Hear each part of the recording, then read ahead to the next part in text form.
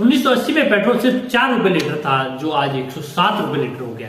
10 ग्राम सोना 1980 में सिर्फ 1300 रुपए का मिलता था, जो आज 52 से 54,000 रुपए 10 ग्राम के हो गए हैं। 2001 में 27,000 रुपए की वैल्यू आज के 1 लाख रुपए से वैल्यू से भी ज्यादा थी। अपने आसपास हम अक्सर ये सुनते हैं कि महंगाई बहुत बढ़ गई है, रोजमर्रा की जरूरी चीजें जेब पर भारी पड़ रही है।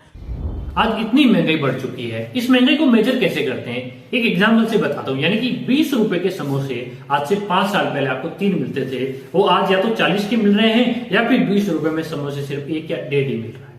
इससे हमारी परचेजिंग पावर है वो बहुत ज्यादा कम हो गई, हमारी करेंसी वीक हो गई। और अगर ये 30% से ज्यादा चली जाए तो उसे हाइपर इन्फ्लेशन कहते हैं। आज भारत में 6.7% महंगाई दर है, वही जिम्बाब्वे में 184% महंगाई, वेनेजुएला में 180% और सूडान में 154% तक बढ़ रही है। अब ये रेट बहुत ज्यादा कम हो जाए तो डिफ्लेशन कहते हैं। महंगाई बढ़ना अच्छी बात है, बट वो 4 से 6% के बीच में बढ़े तो सही है। जब 6% से ऊपर जाती है तब वो भयंकर महंगाई का रूप ले लेती है और वहां पे बचाने के लिए आते हैं आरबीआई और गवर्नमेंट। बट ये महंगाई इतनी क्यों बढ़ती है, तो हम समस्या और समाधान दोनों के ऊपर बात करते हैं। तो चलिए आइए जानते हैं महंगाई क्यों बढ़ती है। इसके 2 बड़े रीजन। पहला रीजन है डिमांड पुल। कोविड के अंदर लोगों ने सब पैसा अपना जमा कर रखा था, अब वो पैसा मार्केट में आ रहा है तो इससे डिमांड प्रोडक्ट की बहुत ज्यादा बढ़ रही है। दूसरा रीजन है कॉस्ट पुश। यूक्रेन और रशिया वॉर से एक्सपोर्ट रुक गया था और अभी इसराइल और फिलिस्तीन की वजह से, तो अब इससे डिमांड ज्यादा है। डिमांड तो वही है लेकिन सप्लाई पीछे से कम आ रही है, ये एक बहुत बड़ा रीजन बन गया। और कोविड में तो सबसे बड़ी प्रॉब्लम हुई थी, पूरा वर्ल्ड ट्रेड है वो पूरा रुक गया था।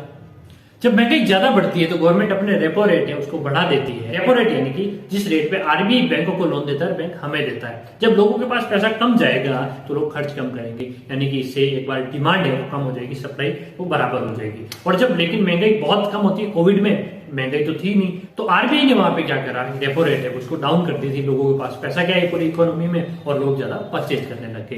अब अगर डिमांड ज्यादा बढ़ जाती है तो गवर्नमेंट को एक्सपोर्ट भी रोकना पड़ता है। गेहूं, कपास, ऐसे अनाजों की, चावल की गवर्नमेंट एक्सपोर्ट रोक देती है ताकि इंडिया में उन चीजों की कमी नहीं हो। अब इससे नुकसान ये हो जाता है कि किसानों को सही भाव रेट नहीं मिल पाता है, नॉर्मल बिजनेसेस पे बहुत ज्यादा इफेक्ट पड़ जाता है। बिजनेसमैन को लोन नहीं मिलेगा, ज्यादा कस्टमर नहीं आएगा तो वो व्यापार कैसे चलेगा। अब आइए कुछ समाधान की बात करते हैं। पहला सॉल्यूशन, पैसों को सेव करें, उसके बाद इन्वेस्ट करें, पहले खर्च ना करें बिना काम की चीजों पर। एफडी की जगह आप अपने पैसों को म्यूचुअल फंड में लगाइए और स्टॉक मार्केट में लगाइए, थोड़ा एनालिसिस करके। आजकल यूट्यूब पे ऐसी बहुत सारी अलग अलग वीडियोस है। अगर आप चाहते हैं स्टॉक मार्केट में मैं वीडियोस बनाऊं तो भी नीचे मुझे कमेंट सेक्शन में बता दो। आप म्यूचुअल फंड स्टॉक्स के साथ में एसआईपी भी करा सकते हैं, जिससे हर महीने आप अपनी सेविंग कर सको, यानी कि जब ज्यादा प्रॉब्लम आए तो वो पैसे काम आए। नॉर्मली जो आपके अकाउंट में लिक्विडिटी के लिए पैसा पड़ा है उसको भी आप ऑटो स्वीप अपने बैंक जाके करा सकते हैं, इससे भी कुछ आपको एक्स्ट्रा इंटरेस्ट मिलेगा। यानी कि कहने का मतलब है मेन इनकम और एक्सपेंसेस, इनका बड़ा ध्यान रखें। अगर इनकम 10,000 है, खर्चे 15,000 है तो भैया आपसे करीब कोई नहीं है। इनकम 1 लाख रुपए, खर्चा 1.5 लाख रुपए तो भी आपसे करीब कोई नहीं है। इनकम 20,000 ही है लेकिन खर्चा आपके पास 10,000 है, 12,000, 15 है तो भी 5 से 7 आपके पास बच रहा है। और ऐसी महंगाई के टाइम पे कोई भी आप अपना बिजनेस करें, व्यापार करें, जब आप एक्सपेंशन करें तो बड़ा ध्यान रखें। यानी कि अगर आप 1 फैक्ट्री से 2 फैक्ट्री करने जा रहे हैं तो भी हम मार्केट में डिमांड उस चीज की जरूर देख लें। व्यापार में क्या होता है, खर्चे अननेसेसरी अपन बहुत ज्यादा बढ़ा लेते हैं लेकिन फिर खर्चों को कंट्रोल करना मुश्किल होता है। तभी तो कहते हैं मारवाड़ी और गुजराती के लोग आजकल बहुत मीम बनाते हैं कि वो कंजूस होते हैं, बट भैया बिजनेस में सेविंग बहुत ज्यादा जरूरी है। अर्न मनी और सेव मनी। लेकिन आपका एसेंशियल बिजनेस है, रोटी, कपड़ा, मकान, एजुकेशन, हेल्थ केयर में, तो भैया वो बिजनेस तो हमेशा चलेंगे ही चलेंगे, वहां पे आप एक्सपेंशन नहीं रोक सकते, अपने उस बिजनेस को आप देख सकते हैं। लेकिन अब पैसों में तो क्या है भैया, सिंपल सा रूल है कि अगर पैसों को उसी अकॉर्डिंग अगर बिजनेस को सरप्लस लेके आप चलोगे तो आने वाले टाइम पे बहुत ज्यादा फायदा होगा। हाँ, अगर आप ज्यादा प्रॉफिट कमा रहे हैं तो उसको अलग एक वेंचर में लगा सकते हैं या अपने बिजनेस में भी इन्वेस्ट कर सकते हैं, बट ऐसा भी नहीं हो कि आप इतना बड़ा खर्चा कर लें अगले 1-2 साल 3 साल में अगर वो रिकवरी ना हो, आगे बहुत ज्यादा टाइम लग जाए।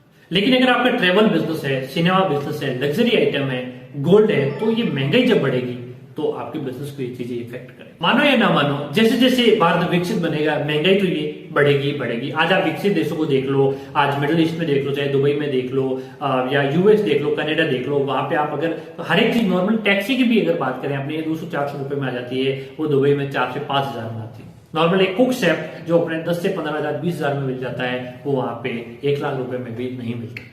अब भारत विकसित बन रहा है तो उतने खर्चे करने के लिए तो तैयार हो जाएं, बट इंडिया के लोग हैं भैया, कुछ ना कुछ जुगाड़ तो निकाल ही लेंगे इस महंगाई का। अगर आपको ये वीडियो अच्छा लगा हो तो लाइक करें, शेयर करें, कमेंट करें, सब्सक्राइब करें। आप अपने बिजनेस ग्रोथ करना चाह रहे हैं, खुद की अपनी सॉफ्ट स्किल सीखना चाह रहे हैं, आप व्यापार किस तरह करें, क्या करें, तो आप इस नंबर बोर्डलाइन नंबर पे फोन कर सकते हैं। आप अपने एम्प्लॉय को ट्रेनिंग देना चाह रहे हैं, अपनी टीम को ट्रेनिंग देना चाह रहे हैं, तो भी आप मुझे इस नंबर पे कनेक्ट कर सकते हैं। मैंने आजकल ऑफलाइन और ऑनलाइन दोनों तरह की ट्रेनिंग देना शुरू किया है।